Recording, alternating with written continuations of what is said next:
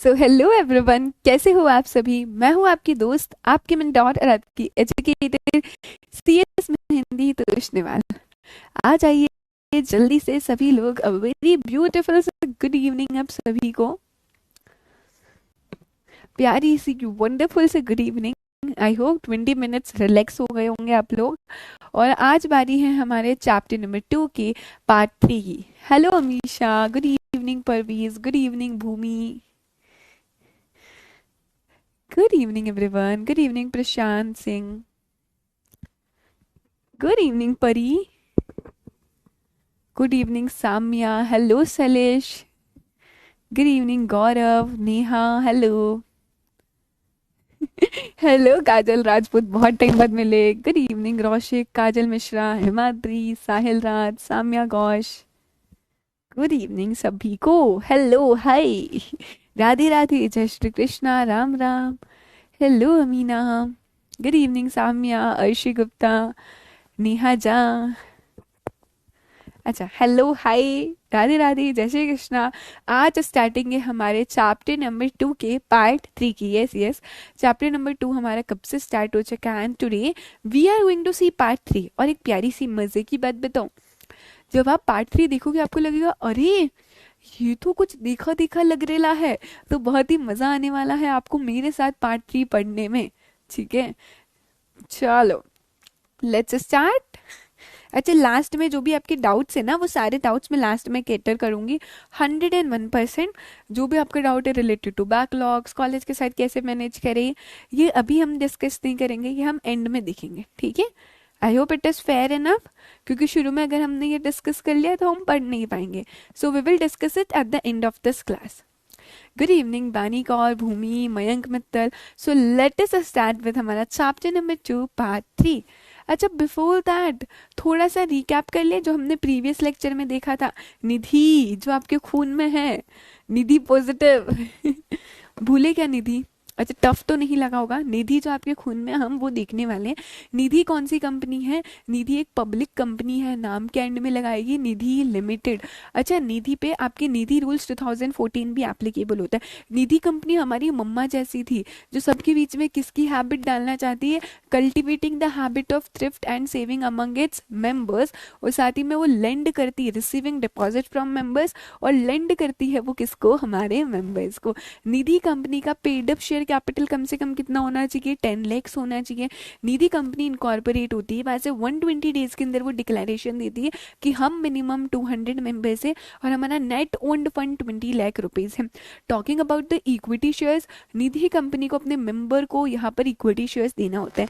एक equity shares की जो वैल्यू है वो मिनिमम कितनी होनी चाहिए? 10 रुपीज की होनी चाहिए। और हर एक डिपॉजिट होल्डर को कम से कम मिनिमम या तो 10 इक्विटी शेयर्स लेने और शेयर्स इक्विवेलेंट टू 100 लेना है। इन केस अगर कोई सेविंग अकाउंट होल्डर है, कोई रिकरिंग अकाउंट होल्डर है, तो उन्हें एक शेयर लेना है ऑफ रुपीज 10 का।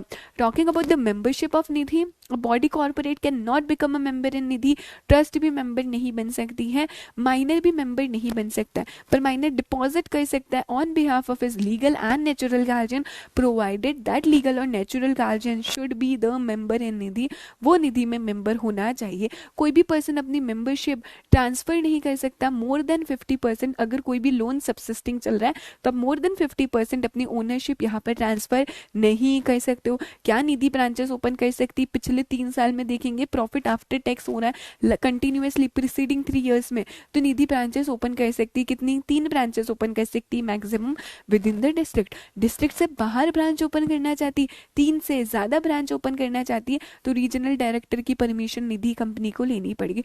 निधि कंपनी ब्रांच को क्लोज करना चाहती है तो एक प्रपोजल लेकर आओ जिसमें वो बताएगी कि ये डिपॉजिट्स जो भी आपने एक्सेप्ट किए उनको कैसे दोगे, लोगों को जो भी लोन आपने दिया है वो कैसे रिकवर करने वाले हो। साथ ही साथ आपको एक एडवर्टीजमेंट पब्लिश करना है वर्नाक्युलर लैंग्वेज के न्यूज़पेपर में। अगर सब कुछ सही लगता है तो यहाँ पर आरडी बोल देगी ओके ओके, आप अपना ये जो ब्रांच है उसे क्लोज यहाँ पर कर सकते हो। एम आई क्लियर यहाँ तक? उसके बाद हम लोगों ने देखा था एफडी और आरडी की लिमिट्स क्या है, तो कैसे देखा था, मैक्सिमम दोनों में 60 मंथ्स की लिमिट है, एफडी में मिनिमम 6 मंथ्स और आरडी में मिनिमम क्या है 12 मंथ्स है, 6, 60, 12 एंड 60। सेविंग अकाउंट में इंटरेस्ट मिलेगा पर मैक्सिमम 1 लाख रुपीज तक का इंटरेस्ट मिलेगा। 1 लाख से ज़्यादा अमाउंट किया ना डिपॉजिट तो भी इंटरेस्ट के लिए क्वालिफाई जो अमाउंट है that is 1 lakh only. Talking about the unencumbered deposit, कौन मुझे बताएगा कि अनएनकम्बर्ड डिपॉजिट कम से कम कितना होना चाहिए? निधि को ये अनएनकम्बर्ड डिपॉजिट जमा कराना है एक शेड्यूल कमर्शियल बैंक में या फिर पोस्ट ऑफिस में, लेकिन कितना होना चाहिए? अनएनकम्बर्ड मतलब ऐसा डिपॉजिट जिसपे कोई चार्ज क्रिएटेड नहीं है, यहाँ पर एकदम फ्री है, कितना होना चाहिए बताओ जरा। चलो आई एम वेटिंग। 100 के क्या चीज़ है मयंक मित्तल, क्या है 100 के? कितना डिपॉजिट कराना है निधि को?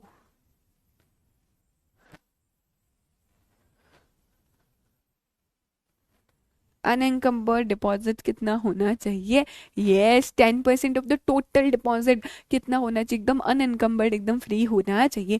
फिर हमने लोन्स के अमाउंट देखे थे, डिपॉजिट पे डिपेंड करता है कि आपको लोन कितना देना है, we will not go into that. लेकिन अगर किसी पर्सन ने डिफॉल्ट किया है लोन रीपेमेंट में तो उसे फिर से वो बोरो निधि कंपनी से नहीं कर सकता। दूसरा, अगर आपकी निधि कंपनी लॉस में जा रही है पिछले 3 साल में तो वो जो लोन का अमाउंट है वो हाफ हो जाएगा, मैक्सिमम आप हाफ उतना ही लोन यहाँ पर दे पाओगे। अच्छा, डिविडेंड की बात करें तो निधि कंपनी डिविडेंड डिस्ट्रीब्यूट कर सकती कितना कर सकती है? मैक्सिमम 25% डिविडेंड यहाँ पर डिस्ट्रीब्यूट कर सकती है। रेट ऑफ इंटरेस्ट की बात करें जो निधि कंपनी देगी लोन पे, कितना रेट ऑफ इंटरेस्ट चार्ज करने वाली है Nidhi company? So 7.5% over and above. किसका ओवर एंड अबव? जो भी हाईएस्ट रेट ऑफ इंटरेस्ट वो डिपॉजिट पे देती है उसका ओवर एंड अबव 7.5% आप चार्ज कर सकते हो। एंड लास्टली हमने देखा था क्या निधि कंपनी में कोई भी पर्सन डायरेक्टर बन सकता है? यस, डायरेक्टर बन सकता है। अभी tell me the maximum tenure. Maximum tenure क्या देखा था हमने? 10 साल के लिए बन सकते हो। उसके बाद आपको कूलिंग ऑफ पीरियड लेना है, कितने टाइम का कूलिंग ऑफ पीरियड लेना है? कौन बताएगा मुझे? कूलिंग ऑफ पीरियड लेना है 2 साल का या 3 साल का?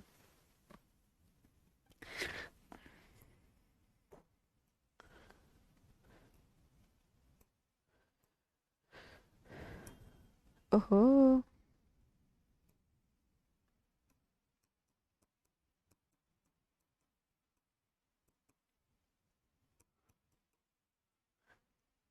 यस, 10 ईयर्स के लिए अपॉइंट हो सकता है, 2 ईयर्स का कूलिंग पीरियड और फिर से रीअपॉइंट हो सकता है।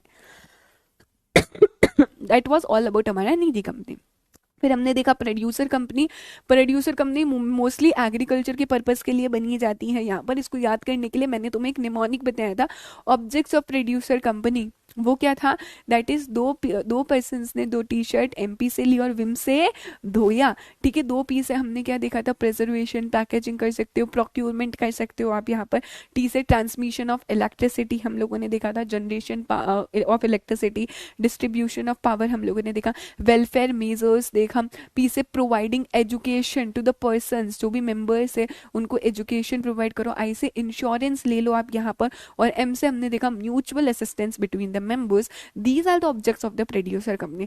So far we have discussed 2 types of companies in detail, that was Nidhi company and producer company.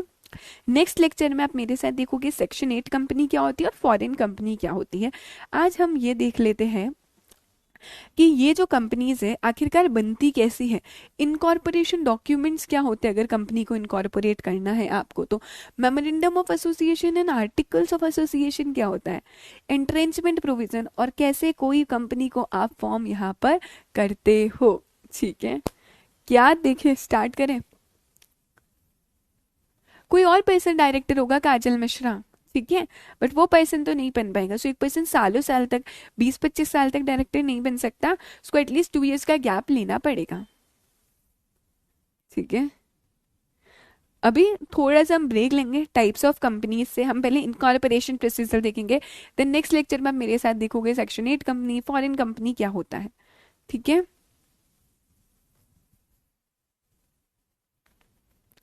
क्या स्टार्ट करें? क्या देखेला देखेला लग रहा है क्या ये टॉपिक? सब कुछ देखा देखा ही लगेगा आपको। ठीक है, so starting with the drafting of incorporation documents, कितनी तरह से इनकॉर्पोरेशन डॉक्यूमेंट होते, so see it as a revisionary lecture if I want, तो मैं इसको स्किप करवा सकती थी, बोल सकती थी कि हाँ ठीक है सब कुछ सेम है तुम लोग पढ़ लो, but I don't want that. अगर 1 घंटा 1.5 घंटा भी आप रिवाइज कर रहे हो मेरे साथ, so I would be more happier कि एटलीस्ट तुम पढ़ तो रहे हो ना। अगर मैं बोलती कि हाँ सब कुछ सेम है पढ़ लेना खुद से, तो तुम में से कुछ तो 3-4 नालायक बच्चे होते जो पढ़ते ही नहीं, ये सोच के कि मैम हमने पहले पढ़ रखा है, हम बहुत इंटेलिजेंट है, हमको सब याद है। So you have to see it with me. हो सकता है कोई टॉपिक में आपको 2-3% डाउट रह गया हो तो वो भी क्लियर हो जाएगा। Am I very clear? चलो, इनकॉर्पोरेशन डॉक्यूमेंट्स क्या होते हैं? जब भी कोई भी कंपनी इनकॉर्पोरेट होती है, 3 इंपॉर्टेंट डॉक्यूमेंट्स है, memorandum of association, articles of association और कुछ इनकॉर्पोरेशन कॉन्ट्रैक्ट्स यहाँ पर होते हैं। बेसिकली जो मेन इंपॉर्टेंट है वो है memorandum and articles of association. सबसे पहले हम देखने वाले हैं किसके बारे में? मेमोरेंडम ऑफ एसोसिएशन के बारे में। फटाफट से मुझे तुम बताओ, कंपनीज एक्ट 2013 के अकॉर्डिंग कौन सा सेक्शन बताता है मेमोरेंडम क्या होता है? कौन सा सेक्शन बात करता है मेमोरेंडम ऑफ एसोसिएशन के बारे में? नो चीटिंग, हाँ कोई चीटिंग नहीं। कौन सा सेक्शन बात करता है मेमोरेंडम ऑफ एसोसिएशन के बारे में? हेलो सुभाषनी सिंह, हेलो बच्चा। पास यार, बड़ा धीरे धीरे कर रहे हो या मेरे पास चैट्स बहुत धीरे आ रही है? ठीक है। सेक्शन 2 क्लॉज 56 किसके बारे में बताता था? मेमोरेंडम ऑफ एसोसिएशन के बारे में बताता। हम लोगों ने साथ में मिलकर डेफिनेशन लर्न भी करी थी। मेमोरेंडम मतलब क्या? Memorandum means memorandum of association of a company. कैसा? As originally framed and altered from time to time in pursuance of previous company law या दिस एक्ट। तो जैसा बनाया गया है प्रीवियस कंपनी लॉ के अकॉर्डिंग या इस एक्ट के अकॉर्डिंग, उसे मेमोरेंडम ऑफ एसोसिएशन बोलेंगे। सो कहना ही सही है, जो मेमोरेंडम ऑफ एसोसिएशन है ये कंपनी का चार्टर डॉक्यूमेंट है। ये कंपनी का एक तरह से कॉन्स्टिट्यूशन सेट करता है। यहाँ पर कंपनी का नाम क्या होने वाला है, ऑब्जेक्ट क्या होने वाला है, कंपनी का रजिस्टर्ड ऑफिस क्या होने वाला है, ये सब कुछ कहाँ लिखा होता है? मेमोरेंडम ऑफ एसोसिएशन में लिखा होता है यहाँ पर। सो कहना ही से ये वो फाउंडेशन है, ये वो फाउंडेशन है जिसपे आपकी कंपनी यहाँ पर बिल्ड होती है। क्लियर है यहाँ तक हमें? अच्छा, मेमोरेंडम ऑफ एसोसिएशन की बात करी जाए तो हमने कुछ फॉर्म्स भी देखे थे कि मेमोरेंडम ऑफ एसोसिएशन के फॉर्म क्या है। डिपेंडिंग अपॉन कि आपकी कौन सी कंपनी है उस अकॉर्डिंग ये फॉर्म दे रखे हैं, टेबल में फॉर्म है और आप वो मेमोरेंडम ऑफ एसोसिएशन वाला फॉर्म चूज कर सकते हो। ठीक है। अच्छा, अगर मेरी कंपनी लिमिटेड बाय शेयर्स है तो हमने देखा था टेबल ए लगेगी वहां पर। उसके बाद हमने देखा कि लड़कियां कैसी होती है ना, बड़ी ही मूडी होती है ना, समझ ही नहीं आता और आधी टाइम कंफ्यूज रहती है लड़कियां, हाँ करती है फिर ना करती है, अरे क्या आप कहना चाह रहे हो, उनको खुद को ही समझ नहीं आता है। वैसे ही हमने यहाँ पर लर्न किया था कि ना बोलेगी फिर हाँ बोलेगी, फिर ना बोलेगी फिर हाँ बोलेगी यहाँ पर लड़कियां। ठीक है। तो टेबल बी में बोला गया है, टेबल बी और टेबल सी कैसी? Company limited by guarantee, not having share capital, फिर हैविंग शेयर कैपिटल, फिर unlimited company, not having share capital और हैविंग शेयर कैपिटल। तो ये क्या है यहाँ पर? ना हाँ, नो यस नो और यस। ठीक है, क्लियर है? याद आ रहा है जो लास्ट क्लास में कंपनीज लॉ की क्लास में हमने पढ़ा था? Table A company limited by shares, table B और C limited by guarantee, not having share capital, having share capital, table D और table E unlimited company, not having share capital, having share capital. Am I very clear? अच्छा, अभी ये जो memorandum of association है उसमें कुछ clauses होती हैं जिसको आप याद करने वाले हो नरोल्स के नाम से। This is the memory technique कि कैसे याद करोगे, तो आप कैसे याद करोगे? नरोल्स के नाम पे। Obviously the C is silent, C silent है आपका। एन से कौन सी क्लॉज है हमारी?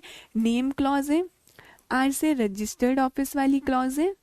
ओ से ऑब्जेक्ट क्लॉज। एल लाइबिलिटी है हमारी। सी से आपकी कैपिटल है और एस से आपकी सब्सक्रिप्शन क्लॉज है। तो ये मेमोरेंडम के अंदर कुछ क्लॉजेस होती हैं, ये सारी क्लॉजेस आपको सीरीज में ही याद करनी है। आप ऐसे नहीं बोल सकते हो कि पहले सिचुएशन क्लॉज, फिर ऑब्जेक्ट है, फिर लाइबिलिटी है, फिर नेम है, not possible. This should be in sequence. हमेशा पहले नेम आएगा, फिर रजिस्टर्ड ऑफिस, फिर object, liability, capital and subscription. तो नरोल्स के नाम से ये मेमोरेंडम के अंदर क्लॉजेस होती हैं। We are going to discuss each and every clause here only in detail, ठीक है। So talking about the first clause, कि आखिरकार ये पहली क्लॉज क्या बोलती है, नाम क्या है। अरे तुम्हारा नाम क्या है बाबू मोशाय, वैसे ही यहाँ पर पूछा गया कंपनी का नेम क्या है। नेम क्लॉज यहाँ पर बोलता है कि कंपनी का नाम क्या है। ये आइडेंटिफाई करवाता है whether your company is a private company और your company is a public company, and how you will guys identify if the name is private limited, it means it is a private company. If the name says only limited, it means it is a public company. So name clause आपको बताता है whether your company is a public company और private company. Private है तो नाम के end में private limited आएगा. In case it is a public company, then it will end with only limited. अच्छा, ऑल्सो वी हैव सीन कि जो भी नाम मेमोरेंडम में होगा it should not be identical और similar in the name of existing company. कोई company already exist कर रही है, आप जो नई कंपनी बना रहे हो उसका नाम सिमिलर नहीं होना चाहिए, सेम नाम नहीं होना चाहिए।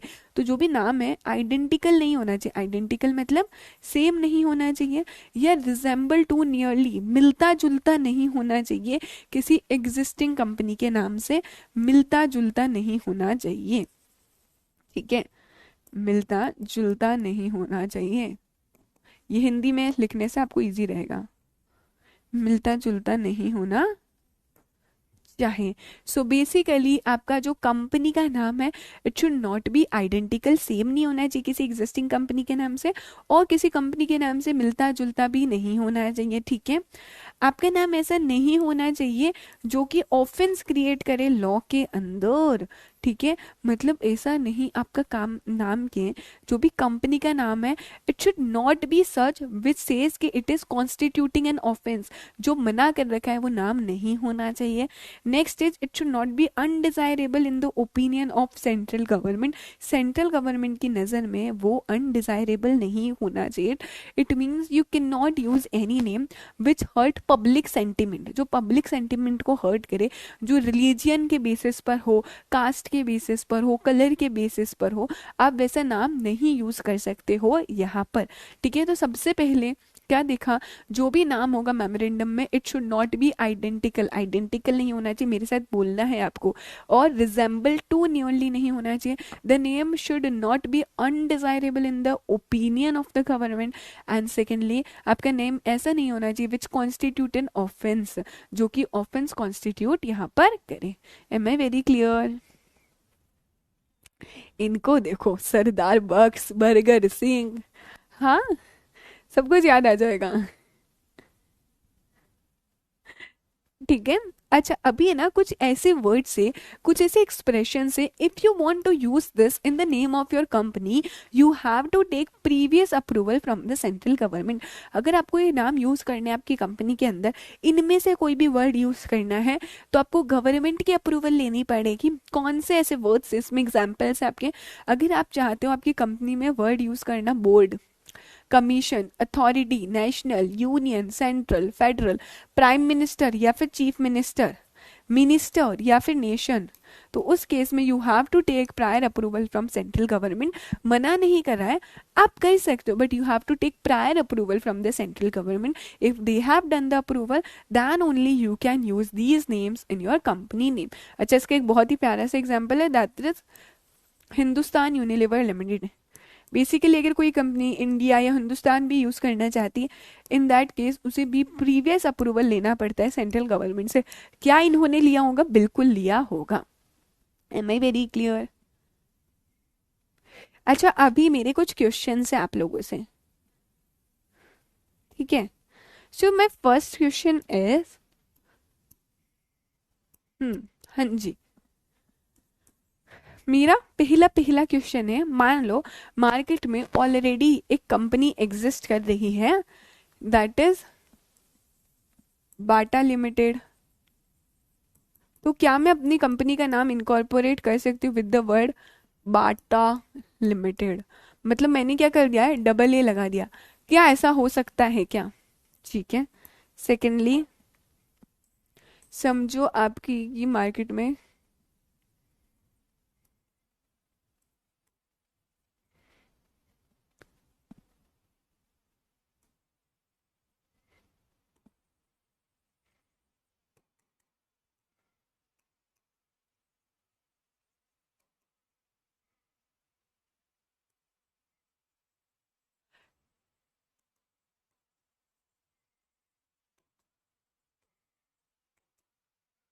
नहीं नहीं नहीं कर सकते हो, बिकॉज लोगों को लगेगा इट रिजेंबल टू नियरली, उनको पता ही नहीं चलेगा बाटा और बाटा, ठीक है, पता ही नहीं चलेगा यहाँ पर ए है, यहाँ पे डबल ए है। देखो पूरा इरेज हो गया।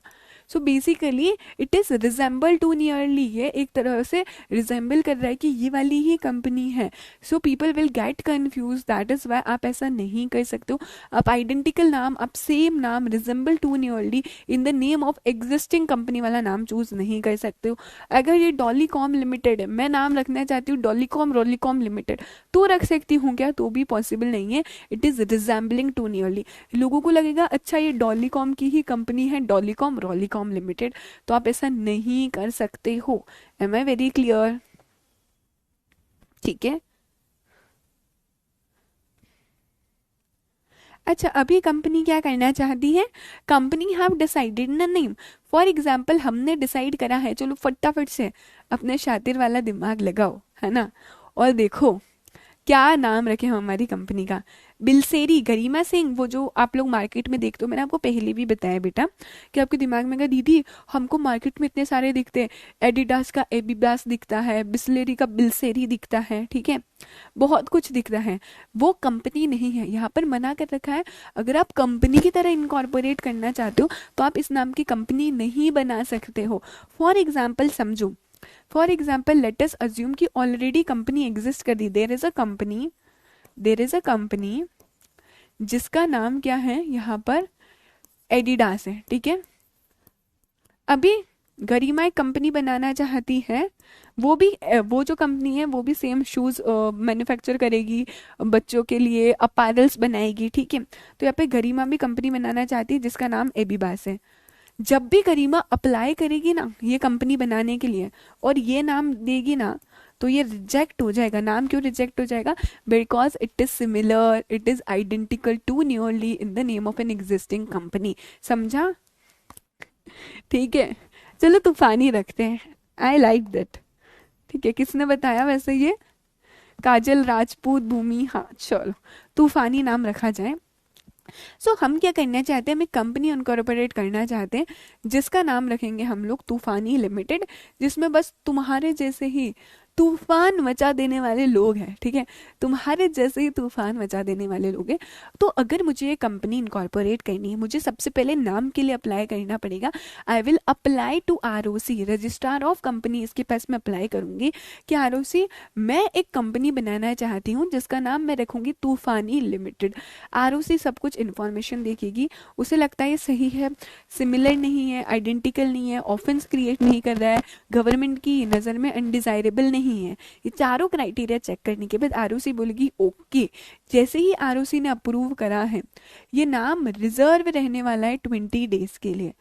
अगर कंपनी न्यूली न्यूली इनकॉर्पोरेट होने वाली है तो नाम रिजर्व रहने वाला है for a period of 20 days. ROC ने अप्रूव किया है, वहां से 20 डेज के लिए नाम रिजर्व रहेगा। आप आगे की प्रोसेसिंग कर लो, ठीक है यहाँ तक। अच्छा, मान लो कोई एग्जिस्टिंग कंपनी है, उसको अपना नाम चेंज करना है तो क्या? लेट्स अज्यूम कि एग्जिस्टिंग कंपनी थी हमारी, एग्जिस्टिंग कंपनी थी हमारी, ठीक है, क्या एग्जिस्टिंग कंपनी थी हमारी? पैरा पेरी लिमिटेड, ठीक है, हमारी एग्जिस्टिंग कंपनी का नाम है पेरा पेरी लिमिटेड। अब वो नाम चेंज करके होना चाहती है पेरी पेरी लिमिटेड, ठीक है ना। सो पैरा पैरी से वो नाम चेंज करके क्या होने वाली है, पैरा पैरी लिमिटेड अपना नाम चेंज करके पेरी पैरी लिमिटेड रखना चाहती है, उसने नाम के लिए अप्लाई किया है। अगर एग्जिस्टिंग कंपनी आरओसी ने अप्रूव कर दिया तो वो नाम रिजर्व हो जाएगा for a period of 60 days. यहाँ पर ये नाम कितने दिन के लिए रिजर्व रहेगा, 60 डेज के लिए रिजर्व रहेगा from the date of approval. ठीक है, ये 60 डेज के लिए रिजर्व रहने वाला है from the date of approval. जब से अप्रूव किया है वहां से 60 डेज के लिए नाम रिजर्व हो जाएगा। ठीक है, और अगर नई कंपनी है तो 20 डेज के लिए नाम रिजर्व होगा from the date of approval. ठीक है, समझा, मगज में गया, थोड़ा थोड़ा जा रहा है कि पूरा पूरा जा रहा है, कर बताना तो जरा, थोड़ा थोड़ा कि पूरा पूरा जा रहा है।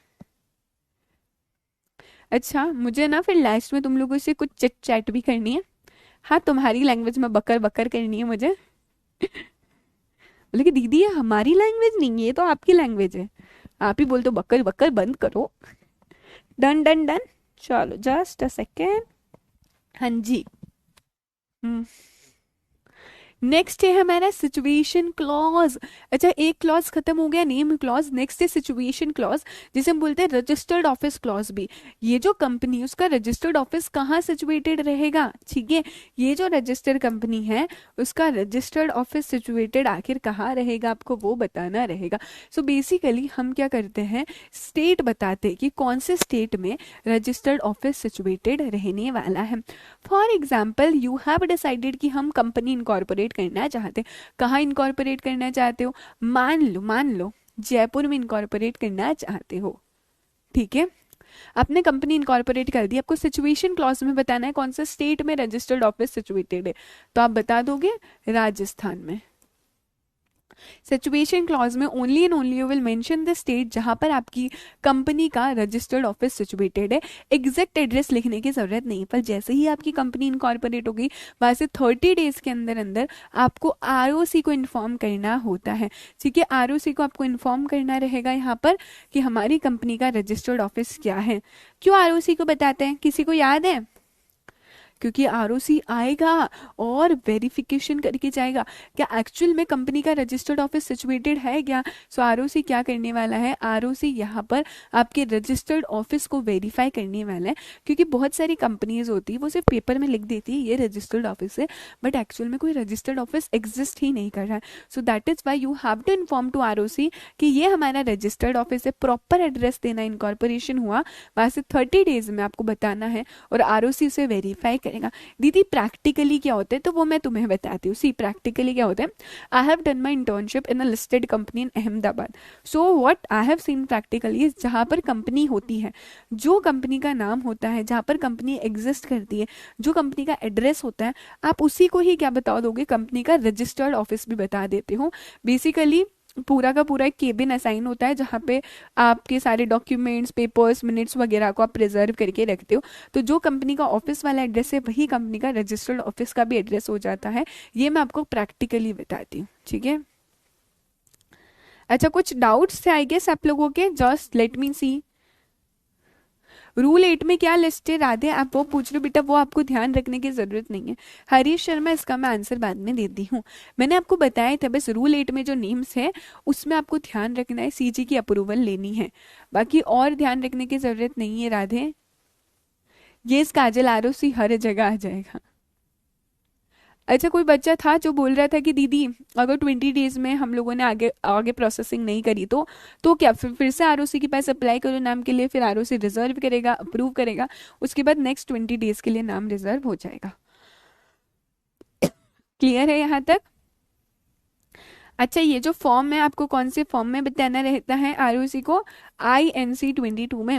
हमने तो पूरा ऑल्टरेशन देख लिया है रजिस्टर्ड ऑफिस का, जहां पर भी देखा INC 22 हमने पढ़ा है।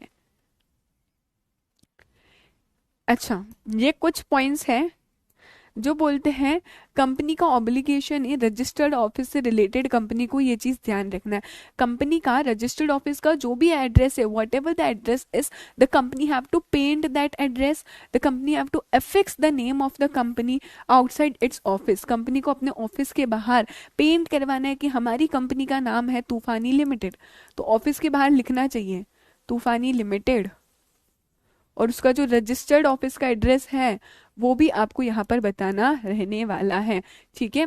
वो आप बताओ, या फिर जहाँ पर भी आपकी कंपनी बिजनेस कैरी ऑन कर रही है वहाँ पर आपको बताना your name of the company and secondly the address of the registered office conspicuous position पे, विच मीन्स ऐसी पोजीशन पे दैट इज विजिबल। ऐसा नहीं for the sake of writing आपने ऐसी जगह लिख दिया जो कि दिख भी नहीं रहा है लोगों को, तो कॉन्स्पीशियस पोजीशन पे लिखना है और लेजिबल लेटर्स में लिखना है which should be clearly understood by the person.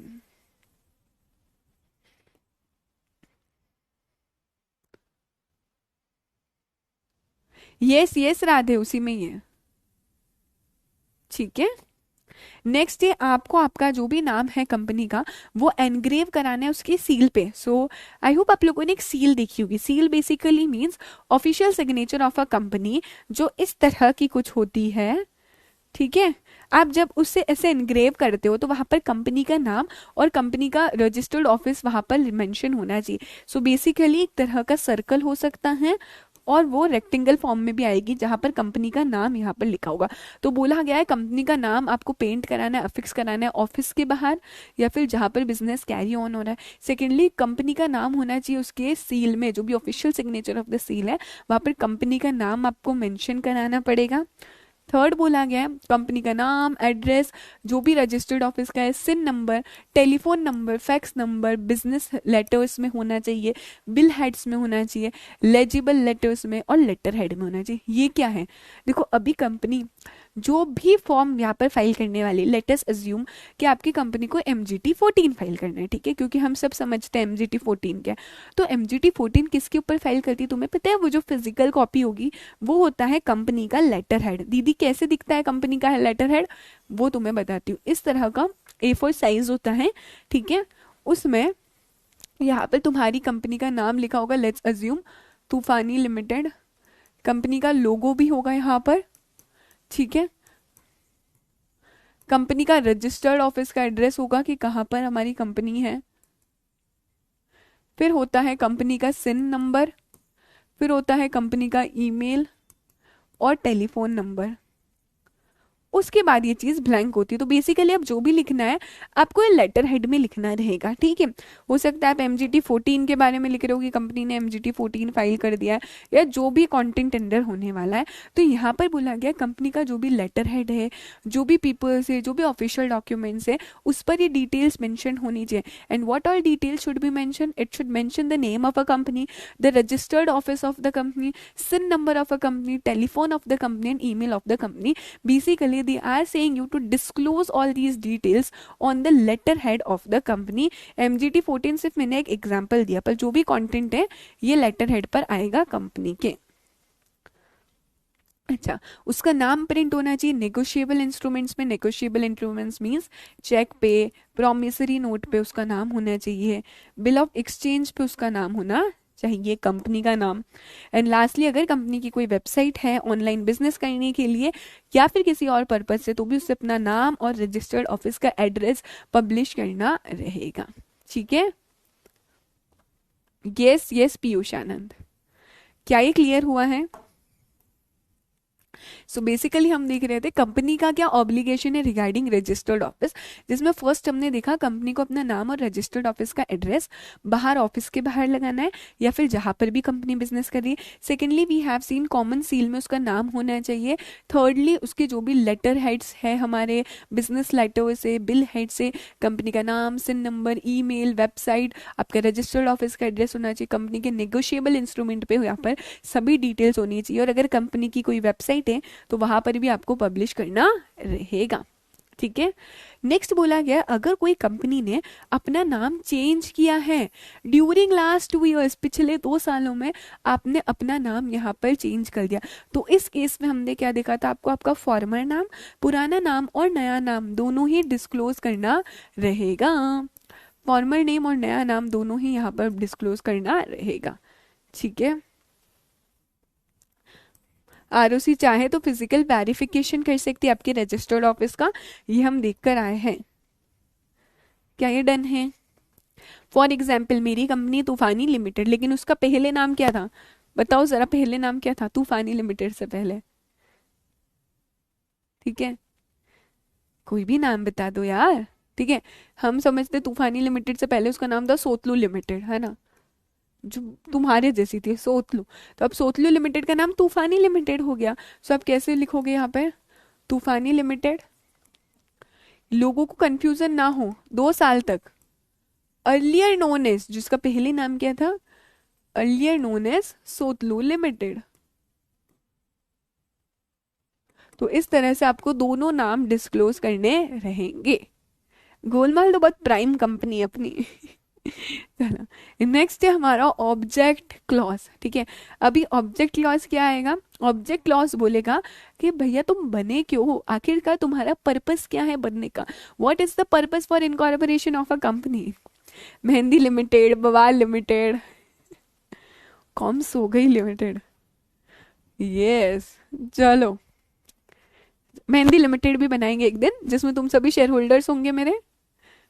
चलो ऑब्जेक्ट क्लॉज बोलते हैं कि तुम क्यों बने हो, what is the purpose for formation of a company, तुम आखिरकार बने क्यों। अच्छा, कंपनी के ऑब्जेक्ट क्लॉज में जो भी ऑब्जेक्ट लिखा हुआ है तुम उनसे बाहर जाके काम नहीं कर सकते। अगर तुमने ऐसा किया तो तुम अल्ट्रा वायरस कहलाओगे, तुम अपने एम्बिट के बाहर जाकर काम नहीं कर सकते। या अगर ऐसा किया तो बाबा बचोगे नहीं, अल्ट्रा वायरस कहलाओगे, वो काम वॉइड एब इनिशियो माना जाएगा। इवन इफ फिर बाद में सारे शेयर होल्डर ने हाँ भी कर दिया तो भी वो काम कैसा होगा, वॉइड माना जाएगा। फालतू कुकरुक, हाँ वाह वाह वाह, इधर तो पूरा पूरा दिमाग चलता है हाँ, तुम लोगों का। चलो सो कंपनी को बताना है मेमोरेंडम के अंदर उसका ऑब्जेक्ट क्या है, क्यों बनी है वो, उसको पॉजिटिवली बताना है उसकी पावर्स क्या है यहाँ पर। ठीक है, और नेगेटिवली बोलती है कि इसके बाहर जाके कंपनी कोई भी बाहर काम नहीं कर सकती, उसकी स्कोप के बाहर जाके, उसके एम्बिट के बाहर जाकर कंपनी कोई काम नहीं कर सकती। अगर कंपनी कोई भी काम करती beyond its power, beyond its scope, so that work will be known as ultra vires, और वो वॉइड एब इनिशियो होगा। इवन दो सारे के सारे शेयर होल्डर ने भी हाँ कर दिया ना, तो भी वो काम रेटिफाई नहीं हो सकता, बाद में अप्रूव नहीं हो सकता है। अच्छा, ऑब्जेक्ट को दो पार्ट्स में हमने डिवाइड किया, दो सब कैटेगरीज है। The first one is main object, ये कंपनी का मेन ऑब्जेक्ट है और उससे रिलेटेड कोई मैटर्स होते हैं, उसको बिजनेस के फर्दरेंस में कोई मैटर्स होते हैं, उसको हम बोलते हैं any other matter which is necessary. तो पहला है मेन ऑब्जेक्ट और दूसरा है मैटर जो भी नेसेसरी होगा उसके फर्दरेंस में। दीदी एक एग्जाम्पल देख लो, आपने बोला और हम एक एग्जाम्पल दे देते हैं। इनकी गाड़ी रुक नहीं रही अभी भी, हाँ, दे धनाधन तू तेरा देख तेरा बिजनेस लिमिटेड, रुको रुको जरा बेटा, गाड़ी रुको अपनी, है ना। पढ़ लेते हैं थोड़ा सा, मुझे पता है तुम लोग बहुत इंटेलिजेंट हो। ठीक है, मान लो एक कंपनी है हमारी दे धनाधन, ठीक है, ये दे धनाधन कंपनी है, जिसका काम क्या है, इस कंपनी का काम है ये कॉपीज को बेचती है, नोटबुक्स वगैरह इन सबको सेल करती है। ठीक है, ये कंपनी का काम क्या है, नोटबुक्स को सेल करना, स्टेशनरी को सेल करना, ये इसका मेन ऑब्जेक्ट है। कहना ही सही, इसका मेन ऑब्जेक्ट है। और इसका फर्दरेंस के लिए ये कंपनी ने प्रिंटिंग भी कर दी, इससे रिलेटेड जो काम है वो भी करती, कि वो क्या करेगी, प्रिंटिंग भी स्टार्ट कर दी उसने। किसकी प्रिंटिंग स्टार्ट कर दी है, बुक्स की और नोटबुक्स की। सो कहना ही से ये मेन ऑब्जेक्ट तो क्या हो गया, इसका मेन ऑब्जेक्ट हो गया इसको सेल करने का, और ये हो गया ऐसा ऑब्जेक्ट जो मेन ऑब्जेक्ट के फर्दरेंस में जरूरी, उसके बिजनेस के लिए जरूरी है। तो object which is in furtherance of business, ये हो गया ऑब्जेक्ट जो कि फर्दरेंस में जरूरी है, आगे बिजनेस को करने के लिए जरूरी है, फर्दरेंस ऑफ बिजनेस। क्या ये समझा, क्या ये डन हुआ है। तुम सभी कार्टून हो हाँ, पिका पिका। क्या डाउट है पीयूष एंड साधक, मेंशन कर दो बच्चा जो भी डाउट हो आपका। स्पाइस प्लस INC32 आगे देखेंगे जानवी। हरीश तो बेटा रुक ही नहीं रहा, कॉलेज के एग्जाम से बाहर निकलो हरीश। कॉलेज के एग्जाम्स जनरली इजी होते हैं कंपैरेटिवली। अगर कभी भी हरीश आप कोई प्रोफेशनल कोर्स कर रहे हो, इन that case comparatively you will find your college exams more easier. ठीक है, आगे बढ़े। नेक्स्ट है हमारा लाइबिलिटी क्लॉज। तो हमने क्या देख लिया, नेम क्लॉज देख लिया, रजिस्टर्ड ऑफिस देख लिया, ऑब्जेक्ट क्लॉज देख लिया। लाइबिलिटी क्लॉज क्या बोलता है कि मेंबर्स की लाइबिलिटी कितनी, अगर आपकी कंपनी लिमिटेड बाय शेयर्स है, तो हम बचपन से पढ़ते हुए आ रहे, अगर कंपनी की लाइबिलिटी लिमिटेड बाय शेयर्स है तो क्या रहेगी, जो भी अनपेड अमाउंट ऑन शेयर्स है वो आपकी लाइबिलिटी रहने वाली है। 10 रुपीज का शेयर है, 5 रुपीज पे कर दिया है, तो आपकी लाइबिलिटी कितनी है, अनपेड जो 5 रुपए है वो आपकी लाइबिलिटी है। कंपनी लिमिटेड बाय गारंटी है, तो जो अमाउंट आपने बोला वाइंडिंग अप के टाइम पर देने वाले हो, जो अमाउंट आपने अंडरटेक किया है वो आपको देना रहेगा। अगर कंपनी अनलिमिटेड कंपनी है तो वाइंडिंग अप के टाइम पे आपकी लाइबिलिटी भी अनलिमिटेड होगी, आपके पर्सनल घर गाड़ी बंगला सब कुछ चला जाएगा। Clear clear.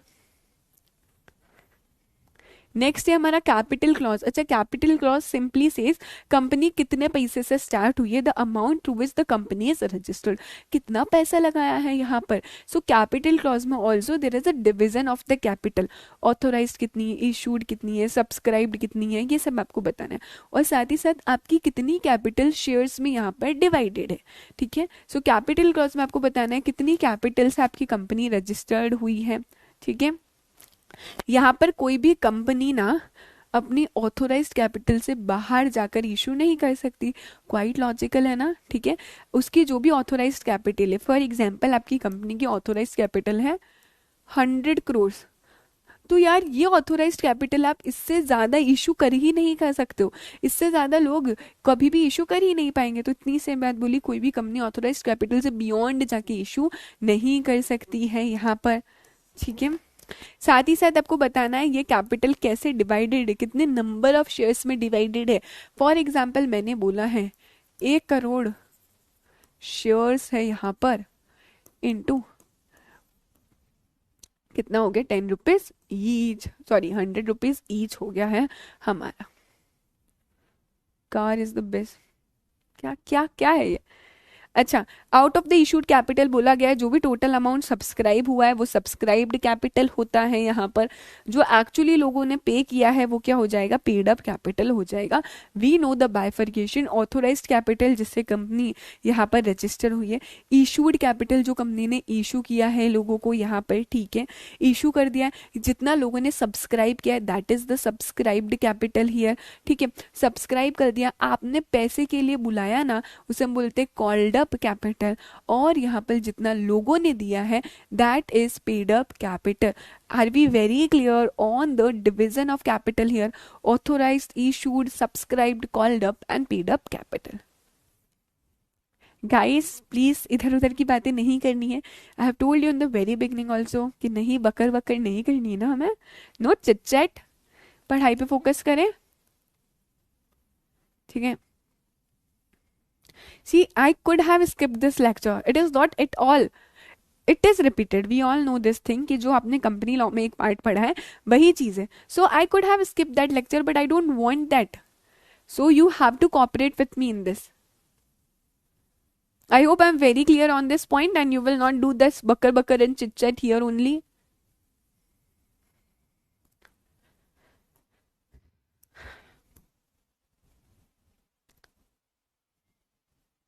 Yes yes Piyush, last class में फॉल्स ट्रांसफर को अल्ट्रा वायरस ही कंसिडर करेंगे, it would be null and void only. Shivam बोल रहा है मैम कल जो टेस्ट है वो मेरे में शो नहीं हो रहा है। शिवम में टेक्निकल इशू है, प्लीज आप कांटेक्ट कर लो टेक्निकल टीम से, ऐप पर ही आपको मिल जाएगा एक्सेस। नेक्स्ट है हमारा subscription clause. Subscription clause basically क्या बोलते हैं, शुरू में किसने शेयर्स लिए, आपकी कंपनी इनकॉर्पोरेट होगी, जो भी पर्सन शुरू में शेयर्स को सब्सक्राइब करते हैं उन्हें हम बोलते हैं यहाँ पर subscription clause, and this persons are known as subscriber. For example हमारी तूफानी लिमिटेड इनकॉर्पोरेट हो गई है, तूफानी लिमिटेड कैसी है, अभी पब्लिक कंपनी है तो कम से कम 7 पर्सन होने चाहिए। लेट्स अज्यूम 7 लोगों ने एक शेयर लिया है, तो ये जो पर्सन है they would be termed as the subscribers to the memorandum of association. इसे आप सब्सक्राइबर यहाँ पर लोगे और इनका नाम लिखा होगा, हर एक पर्सन का नाम लिखा होगा। फॉर एग्जाम्पल ए ने लिया है 1 शेयर, तो उस पर्सन का नाम और साथ ही में उसने कितना शेयर लिया है ये सब्सक्रिप्शन क्लॉज में यहाँ पर मेंशन होगा. So it will mention the number of shares each subscriber to the memorandum intents and indicating opposite his name. उसका नाम और अपोजिट में लिखा होगा the number of shares he has taken. In the case of OPC one person company है तो यहाँ पर उस पर्सन की डेथ हो जाएगी तो कौन बन जाएगा यहाँ पर मेंबर, नॉमिनी बन जाते हैं. देखो वन पर्सन कंपनी है बेसिकली मीन्स एक ही पर्सन होगा जो कि मेंबर होगा. अगर उसकी डेथ हो जाती है उस केस में जो नॉमिनी होगा वो उसका क्या बन जाएगा, यहाँ पर मेंबर हो जाएगा. ठीक है, यह डिटेल्स बताता है कि कंपनी के पहले मेंबर कौन है. Subscribers are also the members of a company. Piyush subscriber भी शेयर होल्डर ही है बट सब्सक्राइबर्स आर द पहले member of a company. So subscribers are the first member of a company और you can say as first shareholders of a company. They are not different. ठीक है, subscriber भी shareholder ही होते हैं, पर ये पहले वाले शेयर होल्डर है इसलिए इनका नाम आपने सब्सक्राइबर दिया है. ठीक है, हर एक पर्सन को कम से कम एक शेयर यहाँ पर लेना ही होगा. Am I clear? अच्छा, नेक्स्ट टॉपिक पर जाए, that is articles of association. अभी आर्टिकल्स ऑफ एसोसिएशन क्या होता है? आर्टिकल्स ऑफ एसोसिएशन बताता है कि कंपनी अंदर से कैसे रेगुलेट होने वाली है. It tells about the functioning of a company.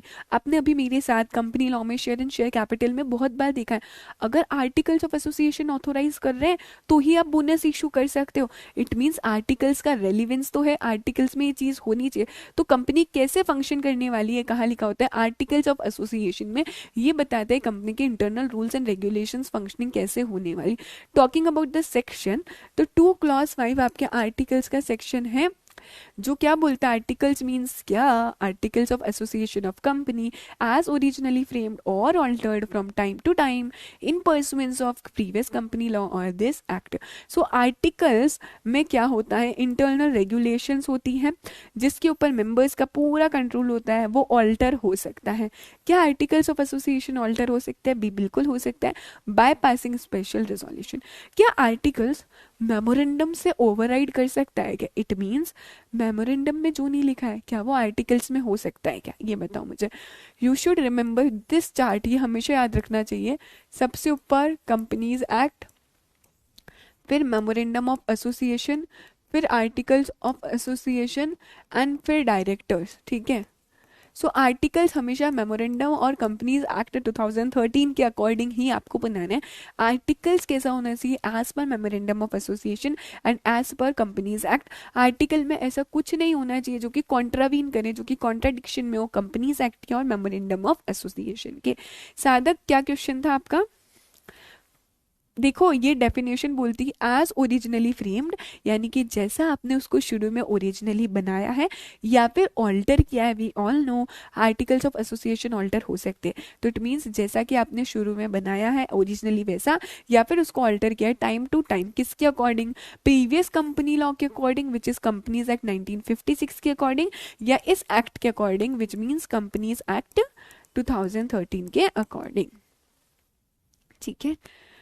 अच्छा, इनकॉर्पोरेशन के टाइम पर कंपनी को क्या आर्टिकल्स फाइल करना होता है? बिल्कुल.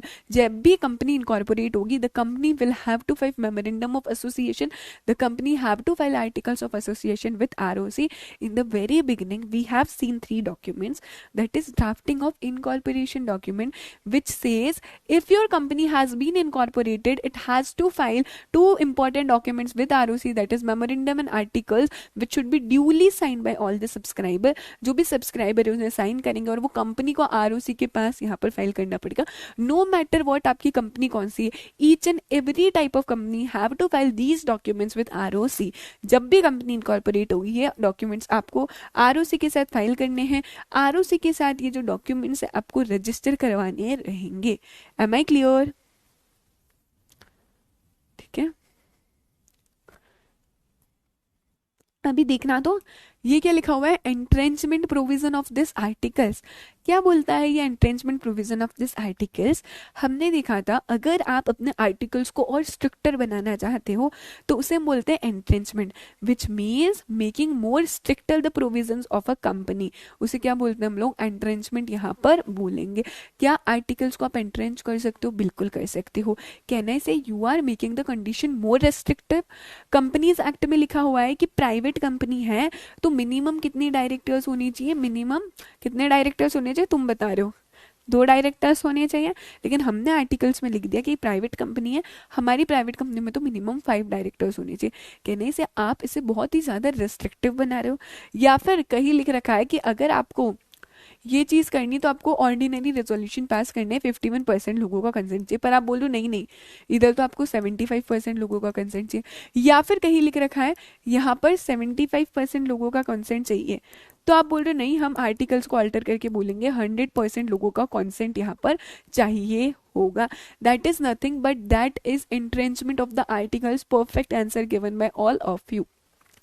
एंट्रेंचमेंट मतलब जो भी आर्टिकल्स के प्रोविजन आप उसको ऑल्टर करके और कंडीशन को रिस्ट्रिक्टिव बना रहे हो, यहाँ पर जो एप्लीकेबल है उससे ज्यादा और स्ट्रिक्ट बना रहे हो, उसे हम बोलते हैं एंट्रेंचमेंट। कंपनी ऐसा करती क्यों है? सोचो मेजोरिटी से सारी चीजें पास होती सारे डिसीजंस लिए जाते हैं, तो माइनॉरिटी क्या करेगी?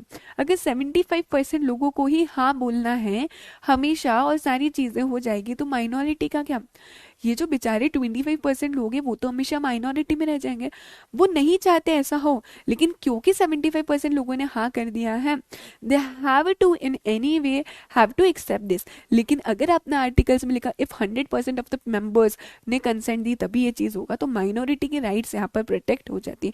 इन दैट केस कंपनी अपने आर्टिकल्स में एंट्रेंचमेंट प्रोविजन यहाँ पर डालती है। I hope the reason the logic is very clear. More restrictive बनाना किसी भी चीजों को यहाँ पर। अच्छा, एंट्रेंचमेंट आप कर सकते हो, कब कर सकते हो? जब भी कंपनी फॉर्म हो रही है, eight the time of incorporation of a company, तब कर सकते हो। या फिर आप आर्टिकल्स को अमेंड कर सकते हो।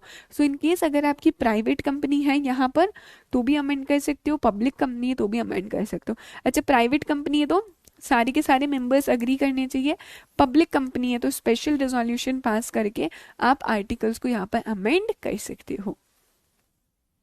ठीक है, एम आई क्लियर? साधक सप्रा सीएस अपॉइंट करना है तो अगर आप एक पेड अप शेयर कैपिटल के लिमिट में टच कर जाते हो तो आपको in any way CS appoint करना कंपलसरी है ही बेटा। But the thing is that companies appoint नहीं कर रही थी, लेकिन अब पेनल्टीज लग रही है ना, सो दे विल अपॉइंट। ठीक है, am I clear on the point of entrenchment? अच्छा, कंपनी क्या करेगी जब भी आर्टिकल्स एंट्रेंच करेगी, वो नोटिस देगी, आरओसी को बताने वाली है यहाँ पर। अगर कंपनी इनकॉर्पोरेट हो रही है उस टाइम पे एंट्रेंच कर रही है तो आरओसी को इन्फॉर्म करेगी eight the time of incorporation of a company. साथ ही साथ ई फॉर्म एमजीटी 14 फाइल करेगी अगर कोई एग्जिस्टिंग कंपनी है तो। आर्टिकल्स कैसे होने चाहिए बेटा?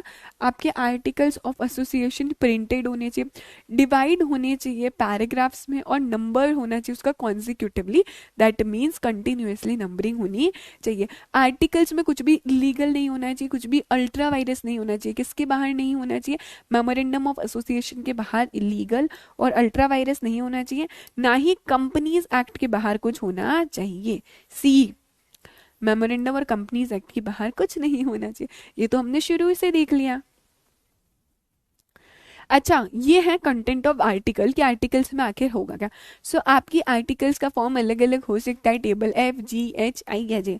उसमें सबसे पहला होगा अडॉप्शन ऑफ प्रिलिमिनरी कॉन्ट्रैक्ट। याद आ रहा है हमने देखा था जो भी कंपनी इनकॉर्पोरेट हुई उससे पहले के कॉन्ट्रैक्ट थे कंपनी उसे अडॉप्ट कर लेती है, जो कॉन्ट्रैक्ट प्रमोटर ने किए थे वो अडॉप्ट हो जाते, तो उसके रिगार्डिंग प्रोविजन हो सकता है। शेयर कैपिटल और वेरिएशन ऑफ राइट से हो सकता है। याद है इक्विटी शेयर्स विद डीवीआर में हमने देखा था अगर आर्टिकल्स ऑथोराइज्ड कर रहे हैं तो ही कंपनी क्या कर सकती है, company equity shares with DVR issue कर सकती है। तो आर्टिकल्स में ऑथोराइजेशन उस चीज का होना चाहिए। इशू और रिडम्पशन ऑफ प्रेफरेंस शेयर्स से रिलेटेड हो सकता है, शेयर्स अलॉटमेंट से रिलेटेड, शेयर्स की कॉल से रिलेटेड मैटर्स हो सकते हैं। बेसिकली कंपनी के अंदर जो जो जब जो भी चीजें होगी उससे रिलेटेड सारी चीजें होगी। लीन ऑन शेयर्स, ट्रांसफर और transmission, nomination, forfeiture of shares, capital का ऑल्टरेशन, बायबैक वाला प्रोविजन के रिगार्डिंग, जनरल मीटिंग्स कैसे होगी, शेयर सर्टिफिकेट, डीमटेरियलाइजेशन यानी कि फिजिकल शेयर्स जब कन्वर्ट हो जाते हैं आपके इलेक्ट्रॉनिक फॉर्म में, conversion of shares into stock, voting rights और प्रॉक्सीज क्या होता है, मीटिंग्स कैसी होगी बोर्ड ऑफ डायरेक्टर्स की, डायरेक्टर्स का अपॉइंटमेंट कैसे होगा, नॉमिनी डायरेक्टर कौन है, डिबेंचर्स इशू कैसे होंगे, ऑडिट कमेटी क्या है, मतलब ये हर एक चीज़ के बारे में चीज़ लिखी होती है आपके आर्टिकल्स ऑफ एसोसिएशन में। What ever is the internal management of the company, it is the internal functioning of the company, वो सब लिखा होगा। इट इज़ नॉट नेसेसरी, आपको लर्न बिल्कुल नहीं करना है, ठीक है। डायरेक्टर्स का remuneration, dividend, accounts audit, winding up, secrecy, ये सारी चीज़ें आपकी लिखी होगी आर्टिकल्स ऑफ एसोसिएशन में। नहीं नहीं नहीं Bhumi, you don't need to learn, ठीक है।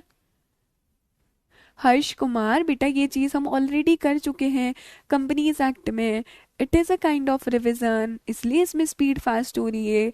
आई होप ये चीज़ मैं शुरू से बता रही हूँ आप लोगों को, है ना। अगर आप ऐसे कोई बच्चे हो जिसने कंपनीज एक्ट का लेक्चर ही नहीं देखा, मेमोरेंडम और आर्टिकल्स वाला, ठीक है, तो उस केस में आप पहले वो वाला लेक्चर देख लो। It will be a kind of revision to all of you. Okay Harsh Kumar, I hope मैं क्लियर हो गई होंगी, जो भी मैं कहना चाहती हूँ I am able to convey my words to you.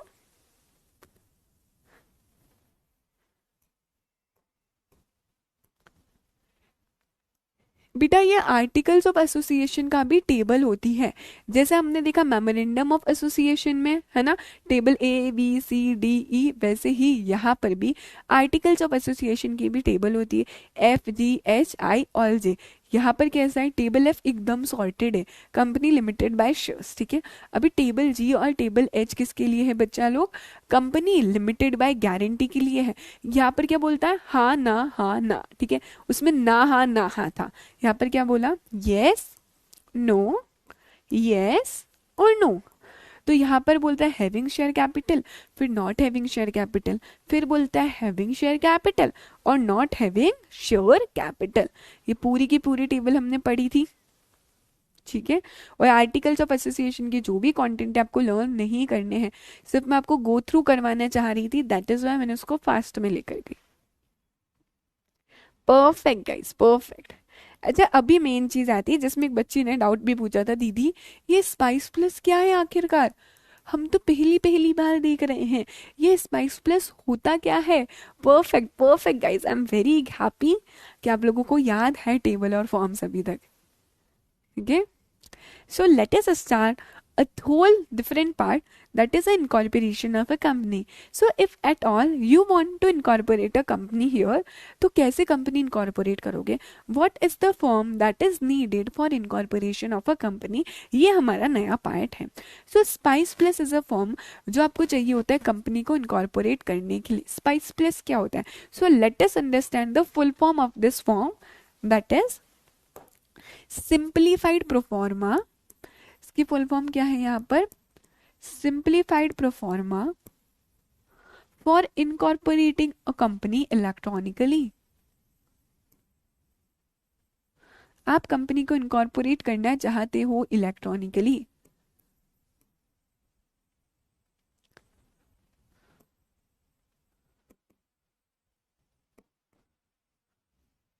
उसे हम क्या बोलेंगे, यहाँ पे स्पाइस प्लस बोलते हैं। स्पाइस प्लस बेसिकली एक फॉर्म का नाम है, that is simplified proforma for incorporating a company electronically. अच्छा इसका जो फॉर्म है, that form number is INC 32। What does INC means, INC मतलब होता है इनकॉर्पोरेशन, ठीक है। तो जो फॉर्म नंबर है, फॉर्म नंबर क्या है हमारा, INC 32। कैसे याद करोगे, हंस के बताओ जरा, ही तो करते ही रहते हो। तो तुम्हारे मुंह में जितने दांत है 32 टीथ से, अभी पता नहीं कितने होंगे, बचपन में तो 32 होंगे ना, तो मुंह में जितने दांत है 32, वही इस फॉर्म का नंबर है, दैट इज INC 32, ठीक है। यस मयंक, मैंने बोला ना अभी ये कंपनी लॉ में नहीं है, दैट इज वाई ये आपके लिए नया है। अभी हम इसको आराम से स्लो लेकर चलेंगे। सो स्पाइस प्लस क्या है, simplified proforma for incorporating a company electronically.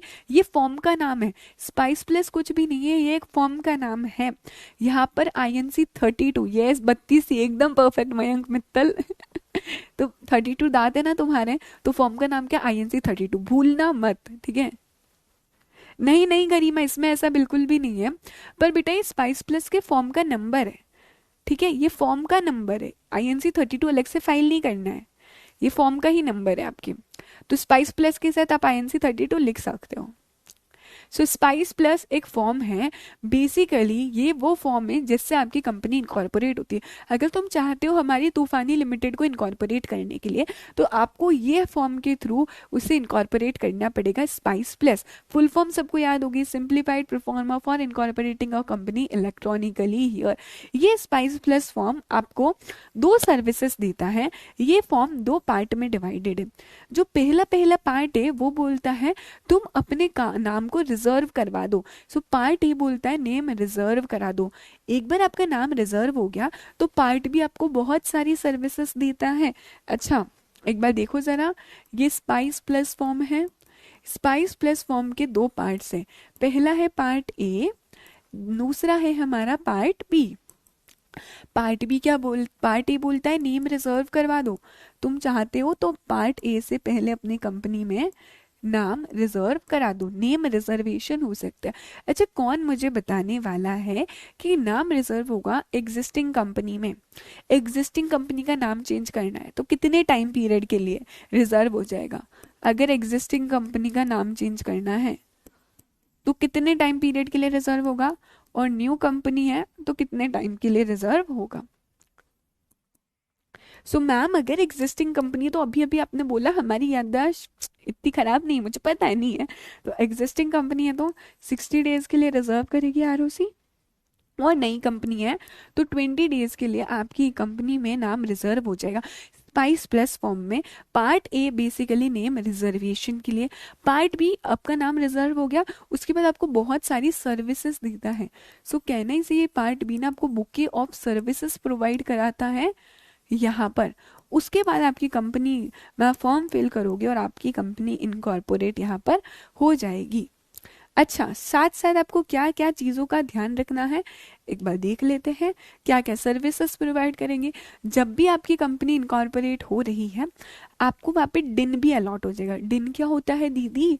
ये जो डायरेक्टर्स होंगे ना, डायरेक्टर जब भी बनना है तो आपके पास डिन होना चाहिए, which means director identification number. Director हो तो डायरेक्टर आइडेंटिफिकेशन नंबर होना चाहिए। तो आपको इस स्पाइस प्लस के साथ ही क्या हो जाएगा, डिन मिल जाएगा। नहीं Khushi Rathore, spice plus and INC32 are not different forms, they both are same, ठीक है, एक ही है ये। आपको पैन इशू हो जाएगा, कंपनी का पैन इशू हो जाएगा, यहाँ पर कंपनी का 10 मिल जाएगा। EPFO के अंदर आप रजिस्टर करा सकते हो दीदी। EPFO मतलब क्या? Employ provident fund organisation. हो सकता है एम्प्लॉयज को प्रोविडेंट फंड मिलता है तो यहाँ पर आप EPFO के अंदर रजिस्टर करा सकते हो। ESIC के अंदर रजिस्टर करा सकते हो। ये क्या है? Employ state insurance registration, which means अगर किसी एम्प्लॉय को सिकनेस हो जाती है, किसी की डेथ हो जाती है, कोई डिसेबल हो जाता है, तो ये कंपनी उन्हें कॉम्पेंसेट करती है, कंपनी उस पर्सन का ट्रीटमेंट यहाँ पर करवाती है। तो आपको रजिस्टर करवाना पड़ेगा। यस गौरव। साथ ही साथ आपको मैंडेटरी इशू हो जाएगा प्रोफेशन टैक्स रजिस्ट्रेशन, अगर इन स्टेट्स में हो। आपको एक बैंक अकाउंट ओपन कराना पड़ेगा कंपनी के नाम पे। हमारी कंपनी तूफानी लिमिटेड है तो तूफानी लिमिटेड के नाम पे एक बैंक अकाउंट यहाँ पर ओपन हो जाएगा। अगर GST लगता है तो GST नंबर अलॉट हो जाएगा, या फिर shops and establishment registration number आपको अलॉट हो जाएगा यहाँ पर, ठीक है। यहाँ तक क्लियर है क्या क्या आपको मिल जाएगा उस सर्विसेज में? पार्ट ए में अपने नाम रिजर्व करा है, पार्ट बी में ये सब चीजें आपको मिल जाएगी। okay? क्या क्लियर है? यस, आप डायरेक्टर बन सकते हो बाय ऑब्टेनिंग डिन। हम आगे देखेंगे, ठीक है स्नेहा, बन सकते हैं पर हम आगे इसका प्रोसीजर भी देखेंगे पार्ट बी में कंपनी लॉ में। अच्छा, ये जो पर्सन है वो क्या कर सकता है? पार्ट ए को पहले सबमिट कर सकता है नाम को रिजर्व करवाने के लिए, और फिर बाद में पार्ट बी को सबमिट करेगा कंपनी को इनकॉर्पोरेट करने के लिए, ठीक है। या फिर वो चाहे तो पार्ट ए और पार्ट बी साथ में फाइल कर सकता है एक नई कंपनी इनकॉर्पोरेट करने के लिए। इट मीन्स ये क्या कहना चाहते हैं? पार्ट ए तो अलग से आपको नेम रिजर्वेशन सर्विसेज दे ही रहा है, पार्ट बी है उसमें आप नाम रिजर्व भी करवा सकते हो, सारी सर्विसेज भी दे सकते हो। सो यू हैव 2 ऑप्शन, इधर आप पहले पार्ट ए फाइल करो, नाम रिजर्व हो जाए, अप्रूवल आ जाए, उसके बाद आप पार्ट बी फाइल करो, या फिर आप डायरेक्टली पार्ट बी में नाम अप्लाई कर दो और सारी सर्विसेज भी दे दो। तो आपके पास 2 ऑप्शन है यहाँ पर। देखो पहले क्या होता था, पहले के टाइम की बात बोल रही हूँ, इट इज नॉट नाउ, अभी नाम रिजर्व कराना है तो only you have spice plus. But पहले क्या होता था, पहले रन होता था, ठीक है, अर्लियर दीदी रन होता था, मतलब पहले अगर कंपनी का नाम चेंज कराना है तो आपको स्पाइस प्लस नहीं, पहले बोला था रन फॉर्म फाइल करो, ये भी फॉर्म का नाम है ना। फॉर्म रन मतलब होता है रिजर्व यूनिक नेम, ये भी फॉर्म का नाम है, that is reserve unique name. But अभी क्या है आपके पास मैम, अभी तो हमारे पास स्पाइस प्लस है। 10 मतलब होता है Janvi, tax deduction and account number, ठीक है, tax deduction and collection account number. अभी नव, अभी क्या हमारे पास स्पाइस प्लस है, चाहे नई कंपनी हो चाहे एग्जिस्टिंग कंपनी हो, अभी के पास हमारे पास क्या है, स्पाइस प्लस का फॉर्म क्या है, फॉर्म INC 32, ठीक है। जो भी नाम आपका अप्रूव हो गया है, आपको उससे रिलेटेड इनकॉर्पोरेशन डिटेल्स यहाँ पर सबमिट करनी है। पार्ट ए में ऑटोमेटिकली ये सब प्री फिल हो जाएगा। देखो जैसे ही आपका नाम यहाँ पर रिजर्व हो गया है, पार्ट बी में ना ऑटोमेटिकली प्री फिल हो जाती है कुछ डिटेल्स। आपको चेक फॉर्म पे यहाँ पे टिक करना है, प्री स्क्रूटनी वैलिडेशन हो जाएगा, क्या सब कुछ सही है ना, जो सही नहीं वहाँ पे रेड मार्क आ जाएगा, एंड सब कुछ सही है तो आपकी कंपनी यहाँ पर इनकॉर्पोरेट हो जाएगी। क्या मैं क्लियर हूँ यहाँ तक? क्या यहाँ तक डन है हमारे? इधर भेजे में गया, भेजे में गया क्या? थोड़ा थोड़ा गया कि पूरा पूरा चला गया भेजे में? बताओ जरा, थोड़ा थोड़ा कि पूरा पूरा चला गया भेजे में? हम्म,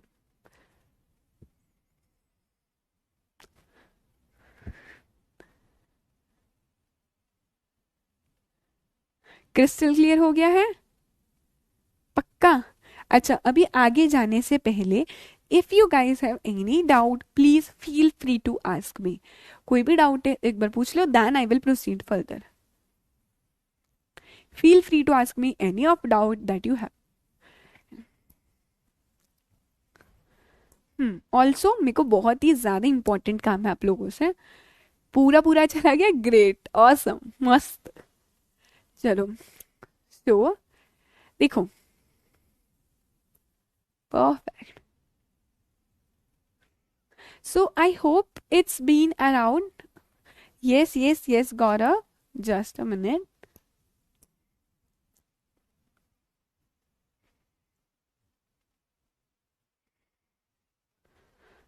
निशु वो आपको मिल जाएगा बेटा, अगर टेस्ट होगा, टेस्ट प्लानर होगा तो आपको नोटिफाई कर दिया जाएगा। टेस्ट की टेंशन मत लो बच्चों, है ना। मैम आज जो करे ये थे मैम, ये अंशु आज जो हमने किया मेमोरेंडम ऑफ एसोसिएशन और आर्टिकल्स ऑफ एसोसिएशन वाला पॉइंट, वो हमने कर रखा है already. But the new concept was incorporation of a company, ठीक है। गौरव आपका कंपनी लॉ का डाउट है, शेयर होल्डर शेयर ट्रांसफर कर दे, पॉज्ड वाला केस है।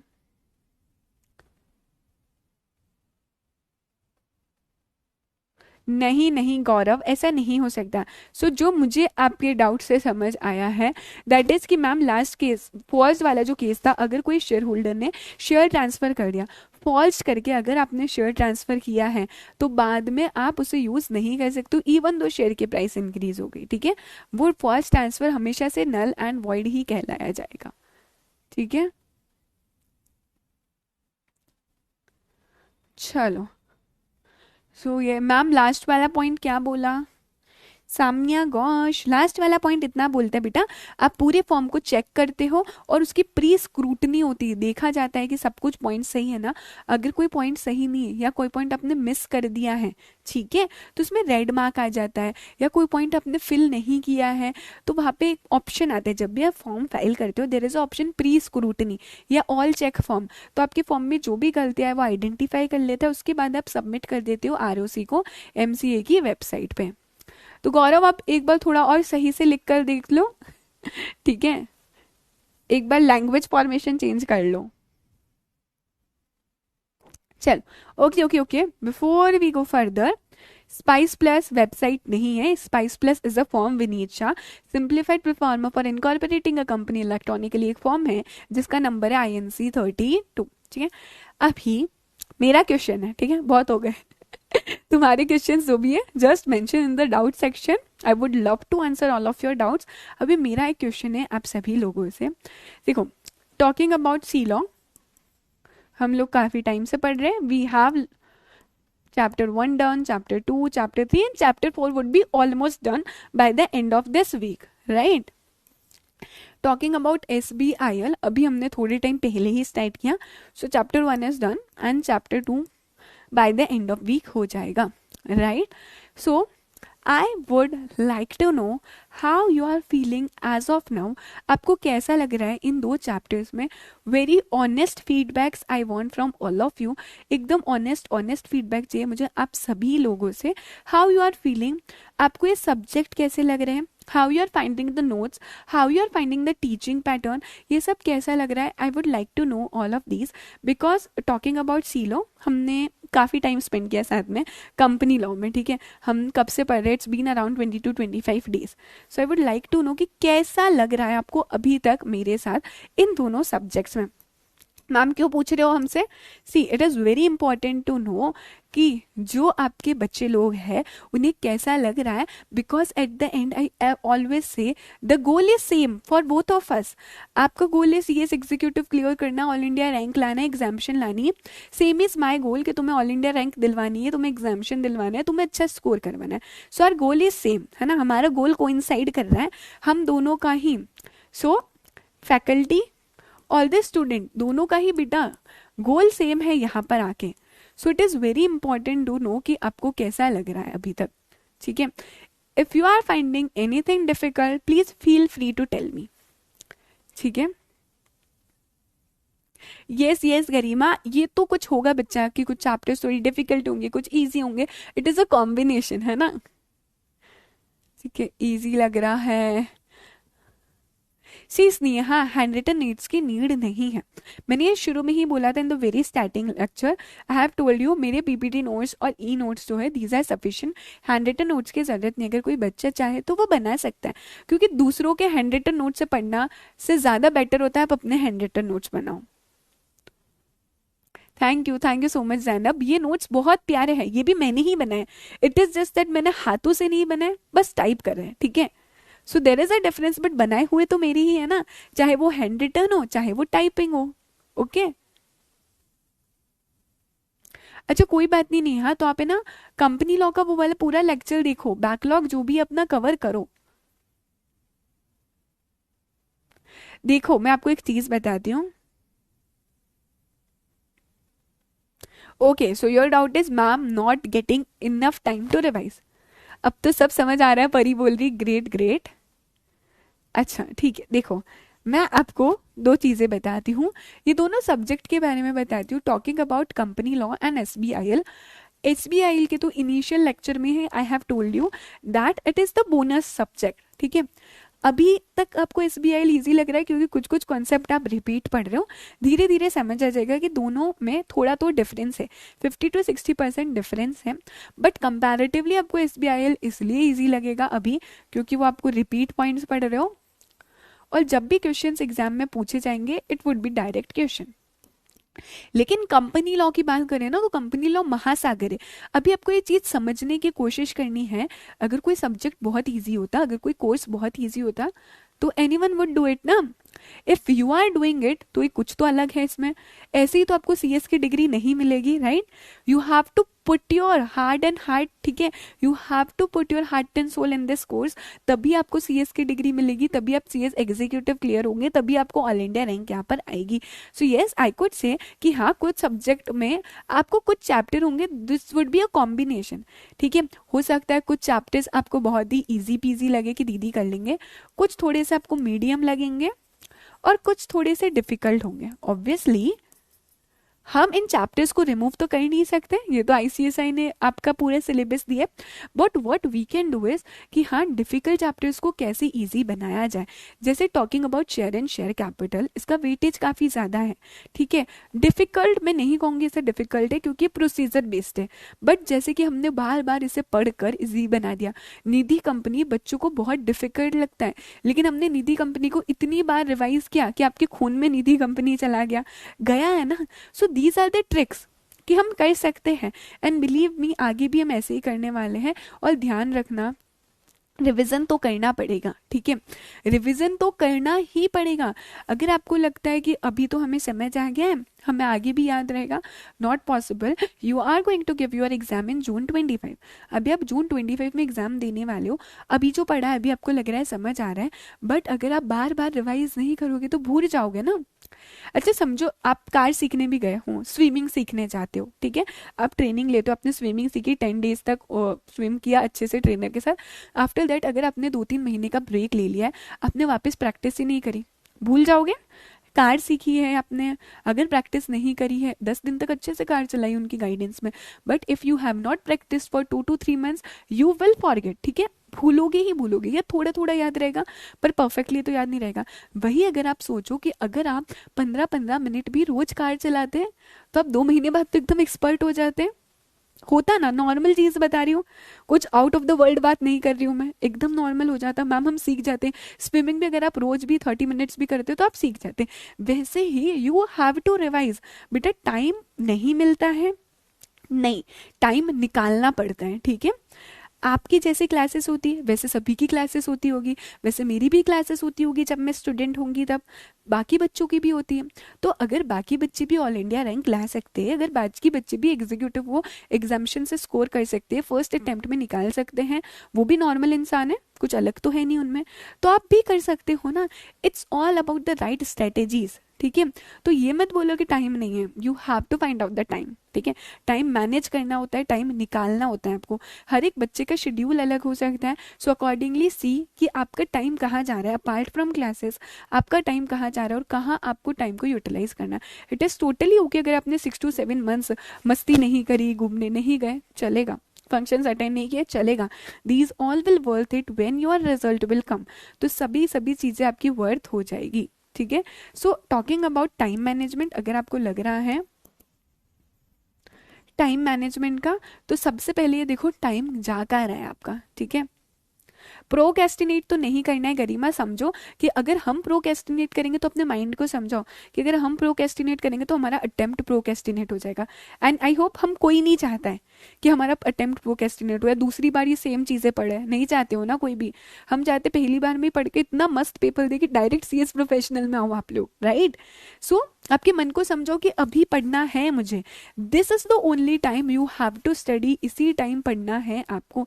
सी आपके पेरेंट्स से आपने एक लाइन बहुत बार सुनी होगी, which I have also listen, that is अभी ये 3 साल पढ़ लो, अगर ये 3 साल पढ़ लिए तो 30 साल मजे ही मजे। या हो सकता है आपने कभी अपने रिलेटिव से ये लाइन सुनोगा कि ये 3 साल अपनी पूरी जी जान लगा दो पढ़ाई में और फिर 30 years तक मजे ही मजे।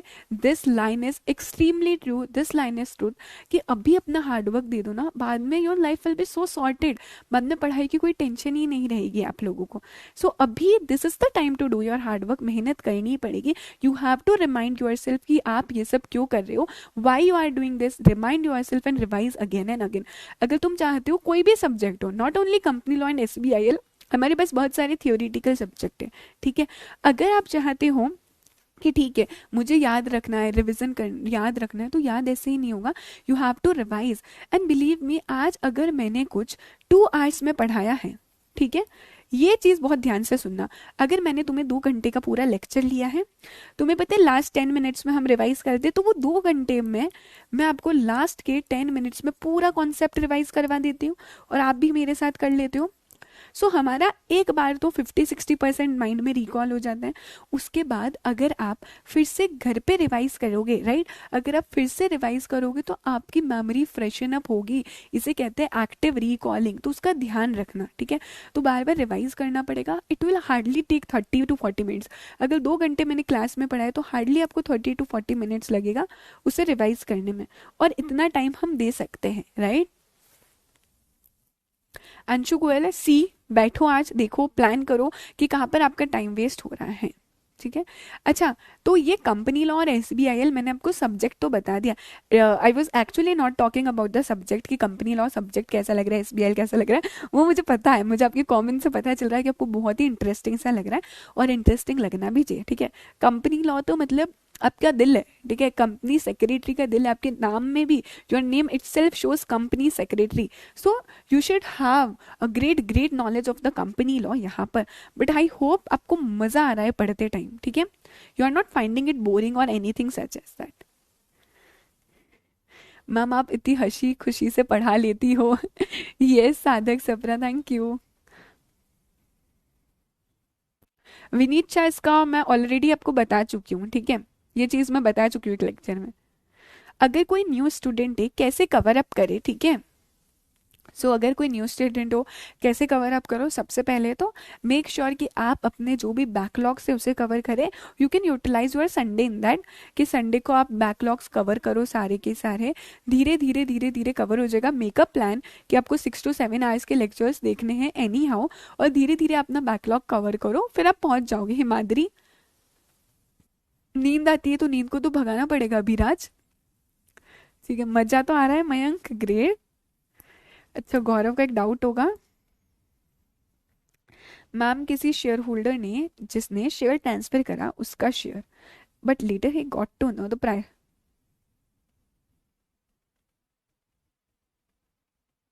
Okay okay Gaurav, I got it, so you want to shares, एक पर्सन है जिसने जेन्युइनली शेयर ट्रांसफर किया है। फॉर एग्जांपल ए ने जेन्युइनली बी को शेयर ट्रांसफर किया, बट उसे बाद में पता चलता है कि जो शेयर की प्राइस है वो इंक्रीज हो गई, तो अभी वो कह रहा है ये चीज कि ये शेयर मैंने ट्रांसफर नहीं किया, बट इट इज फॉल्स। तो क्या वो फॉल्जरी का यहाँ पर एडवांटेज उठा सकता है? सबसे पहली बात नहीं, फॉल्जरी का आप एडवांटेज नहीं उठा सकते। दूसरी चीज ये, अगर ट्रांसफरर ने साइन किए हैं, ट्रांसफरर ने ही डॉक्यूमेंट सबमिट किया है कंपनी को, so company would know that this person, this transferor has sent a document to company, means ये फॉर्जरी तो नहीं है।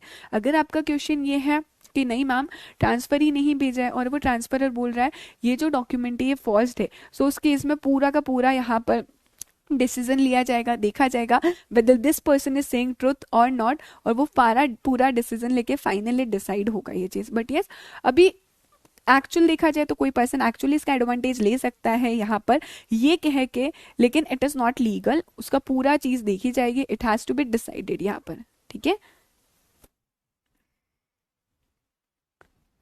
राज पटवा बेटा वो चार्ट बुक रिवीजन के पर्पज से, इसलिए कंटेंट वैसा ही रहेगा, ठीक है।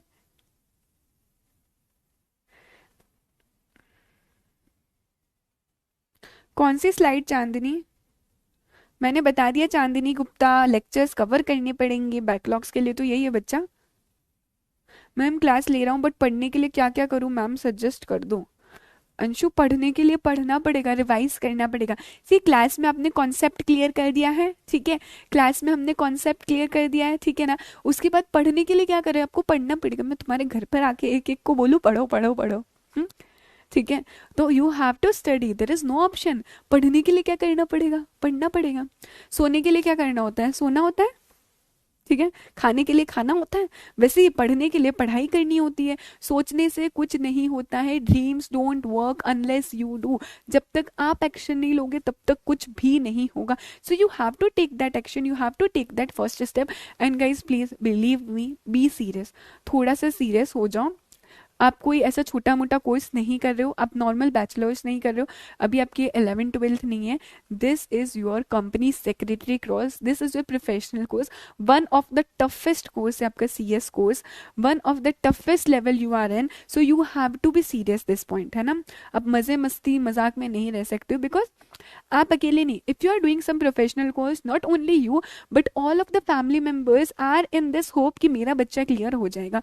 जब भी तो मम्मा पापा ना बड़े प्राउड से बताते होंगे आपके रिलेटिव्स को कि मेरा बेटा है ना CS कर रहा है, मेरी बेटी CS कर रही है, CS क्लियर हो जाएगा। So if you want to actually see that pride on your face, you have to do so much of hard work and smart work, आपको करना ही पड़ेगा।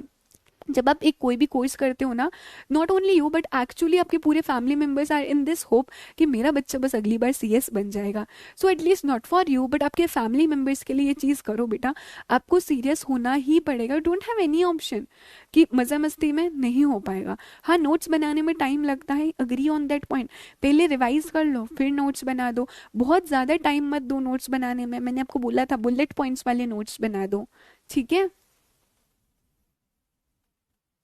यस यस दीपांशु आप कर सकते हो, ठीक है। So that is it. I hope ये क्लियर हो गया होगा जो भी आपका डाउट होगा। ठीक है, और कौन से पॉइंट में डाउट था आपको? चलो हम लोग एक बार तूफानी सा प्यारा सा रिविजन कर दें। So we will just revise and we are definitely going to start with our तूफानी सा रिविजन। आज हम स्टार्ट करने वाले हैं हमारे तूफानी से रिविजन के बारे में। वैसे तो आप लोगों ने तूफान मचा ही दिया है। चलो हम स्टार्ट करते हैं तूफानी से रिविजन से। कहाँ से स्टार्ट करने वाले हैं? Memorandum of association. Memorandum of association section 2 class 56 बताता है it is the charter document, it is the important document of a company. This document has 6 clauses, जैसे हम जानते हैं नरोल्स के नाम से, name clause, registered office clause, object clause, liability clause, capital clause and subscription clause. Name clause बताता है company का नाम क्या है, whether it is a public company और it is a private company. The name should not be identical और resemble to nearly in the name of an existing company. आपका नाम अनडिजायरेबल नहीं होना चाहिए in the opinion of a government. आपका नाम के अंदर ऐसे कोई वर्ड नहीं होने चाहिए विच कॉन्स्टिट्यूट एन ऑफेंस। ठीक है, फिर हमने देखा अगर आपकी कंपनी इन वर्ड्स में से कोई भी वर्ड यूज करना चाहती है, कैसे, जैसे हो सकता है national, prime minister, chief minister, union, federal, then it has to take approval from the central government.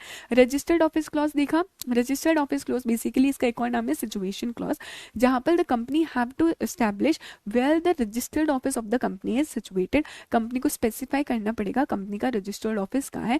It only have to specify the name of the state in which the registered office of the company is situated. Once the company is incorporated, within 30 days, it have to intimate to ROC the exact address of the registered office of the company. The ROC can verify the office. You have to apply in E-form INC 22. Afterwards, we have seen object clause. Object clause specify the purpose for which the company is formed. Actually, why it is formed. Yeah. So object clause specifies the ambit of the company. If any company goes beyond its ambit, the act is done as ultra vires and it will be void ab initio. Even though 100% of the shareholders ratify, even though 100% of the shareholders agree, the act cannot be ratified. आपका जो act है वो ratify यहाँ पर नहीं हो सकता है। ये हमने ऑब्जेक्ट क्लॉज में देखा।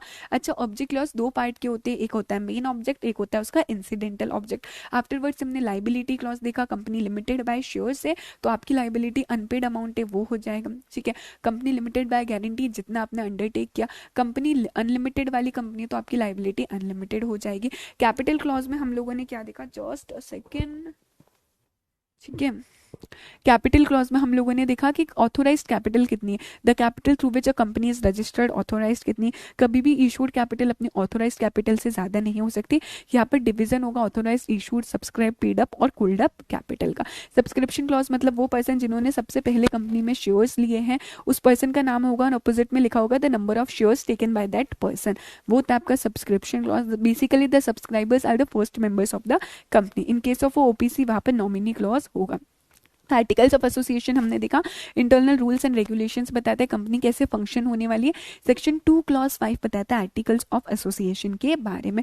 आफ्टरवर्ड्स हमने देखा क्या आप आर्टिकल्स में एंट्रेंचमेंट प्रोविजन डाल सकते हो, बिल्कुल डाल सकते हो। Entrenchment provision basically means making more restrictive condition than those applicable.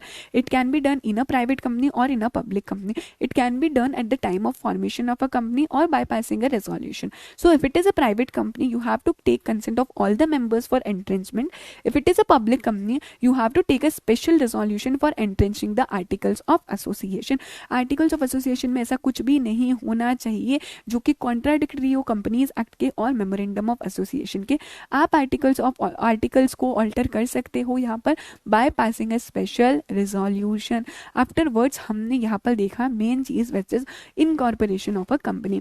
Company कैसे इनकॉर्पोरेट होती है। So the form for incorporation of a company is spice plus. Spice plus का फॉर्म क्या, INC 32। ठीक है, spice plus is divided into 2 parts, part A and part B. Part A किसके लिए, name reservation के लिए है। अच्छा, अगर आपकी कोई भी कंपनी न्यूली इनकॉर्पोरेट हो रही है, नाम सही है तो it will B reserve for a period of 20 days from the approval of ROC। Existing company है, नाम चेंज हो रहा है, it will B reserved for 60 days from the approval of ROC। अच्छा, पार्ट बी आपको बहुत सारी सर्विसेज देता है। दिन का अलॉटमेंट पता चल जाएगा आपको यहाँ पर, फिर पता चल जाएगा पैन लेना है क्या, 10 लेना है क्या, आपको EPFO रजिस्ट्रेशन, ESIC रजिस्ट्रेशन, वो सारी सर्विसेज आपको पार्ट बी दे देगा। आप पार्ट ए में पहले नाम रिजर्व करवा सकते हो, फिर पार्ट बी की सर्विसेज ले सकते हो, और इधर अब डायरेक्टली पार्ट बी में नेम रिजर्व करवा के साथ साथ पार्ट बी की सारी सर्विसेज भी ले सकते हो। Totally depends upon you. उसके बाद आप लोगों को क्या करना है, पार्ट बी की अपने सर्विसेज ले ली है, आफ्टर वर्ड्स आपको यहाँ पर बोला गया है जो भी अप्रूव्ड नेम हो गया, रिलेटेड इनकॉर्पोरेशन डॉक्यूमेंट्स हो गए, वो आपने डिटेल्स दी, तो अब फॉर्म में कुछ चीज़ें वो अपना प्रीफिल हो जाएगी, वो ऑटोमेटिकली प्रीफिल हो जाएगी। फाइनली आप यहाँ पर सेलेक्ट करोगे चेक फॉर्म और प्री स्क्रूटनी पे, और आपकी कंपनी का यहाँ पर जो भी डॉक्यूमेंट्स है वो आप सबमिट कर लोगे। स्वाहा हो चुका है हमारा कंपनी का इनकॉर्पोरेशन। अच्छा, ये जो रन फॉर्म है वो ध्यान रखना, वो पहले था, अभी रन फॉर्म नहीं है, रिजर्व यूनिक नेम अभी नहीं है, वो पहले था। ठीक है, चलो स्वाहा हो चुका है, डन। नहीं अभिराज, बैकलॉग पूरा देख के ही कवर करना पड़ेगा, सिर्फ रिवीजन वाला नहीं देख सकते हो। ठीक है, पूरा पूरा देखना पड़ेगा। गुज्जू भाई बेटा, मैंने आपको ऑलरेडी पहले ही बता चुकी हूँ ये सारी चीजें, आप चाहो तो मॉड्यूल को रीड कर सकते हो, अदरवाइज ई नोट्स और पीपीटी नोट्स सफिशिएंट है। कौन सा रेट ऑफ इंटरेस्ट स्नेहा, कुछ नहीं बताया। ऋषु कुमार, मैंने आपको बता दिया है। मैम हमने टीचिंग क्यों चूज किया सीएस बनने के बाद में, इसके बारे में फिर कभी चर्चा करेंगे हरीश शर्मा। आज तो बहुत सारे चिट चैट हो गई, इसके बारे में भी बात करूंगी मैं कि टीचिंग क्यों चूज किया सीएस बनने के बाद। 100% we will talk about this, ठीक है, लेकिन फिर कभी। अभी you can utilise this time ना, इस टाइम को आप यूटिलाइज कर सकते हो आपकी रिविजन करने में, बैकलॉग करने में। जिस बच्चे का डाउट है कि मैम बैकलॉग नहीं हो पा रहा है, utilise this time, backlog cover करो। ऑल्सो आप क्या कर सकते हो, आप स्पीड पे देख सकते हो, if you are able to understand तो आप क्या कर सकते हो, स्पीड में देख सकते हो। काजल राजपूत, मैम आपको इतना सब कुछ याद रहता है, आप लास्ट में स्पीडी रिविजन कर देते हो बिना देखे। यस काजल, याद रहता है। See the thing is that बार बार पढ़ोगे, बार बार रिवाइज करोगे तो अपने आप याद रहेगा दिमाग को। मैं भी कुछ नहीं देखती बट मुझे याद रहता है क्योंकि मैंने क्या पढ़ाया है और क्योंकि मैं बार बार पढ़ चुकी हूँ। मीनाक्षी मिश्रा प्लीज आपका डाउट फिर से लिखो, वो चला गया है। ठीक है, आप लोगों को भी याद रहेगा, लेकिन जितनी बार रिवाइज करोगे अपने आप याद हो जाएगा। ठीक है, so are you guys satisfied with this? शांति मिली, सेटिस्फाइड है? सो आई होप गाइज आपको मजा आ रहा होगा, आपको अच्छा लग रहा होगा, ये दोनों सब्जेक्ट आपको मेरे संग ये लेक्चर्स प्यारे लग रहे होंगे, आपको लग रहा होगा कि हाँ दीदी के साथ पढ़ लेते हैं हम लोग। मीनाक्षी मिश्रा प्लीज आपका डाउट फिर से लिख दो, ठीक है। सो प्लीज बता दिया करो, because this is the only way जहां से मुझे पता लगेगा कि आपको कैसे लग रहा है ये सब। ठीक है, कोई बात नहीं, सामने आंसर राइटिंग धीरे धीरे सही हो जाएगी। ठीक है, सो आप आपकी रेटिंग्स के through after the end of this lecture please let us know कि आपको कैसे लग रहे हैं लेक्चर्स। आप कमेंट्स करके बता सकते हो, because this is the only way जहां पर हम कम्युनिकेट कर सकते हैं। स्क्रूटनी का मतलब होता है चेक करना बेटा। मैम जून 25 ग्रुप 1 का बैच चल रहा है, just a second. Ma'am CS June group 1 का बैच लिया है, लेकिन मुझे दिसंबर 25 में दोनों ग्रुप देने हैं। ओके मीनाक्षी, नो प्रॉब्लम, कोई दिक्कत नहीं, आप दिसंबर में दे सकते हो उनसे पढ़ के। आपको सिर्फ अमेंडमेंट्स देखने होंगे, आप दे सकते हो, कोई दिक्कत नहीं मीनाक्षी, आप दिसंबर में भी दे सकते हो इन बैच से पढ़कर। ठीक है, so that is it from my side. खूब खूब अच्छे से पढ़ो, just make yourself proud, make your parents proud, make me proud, just rock it guys. Bye bye.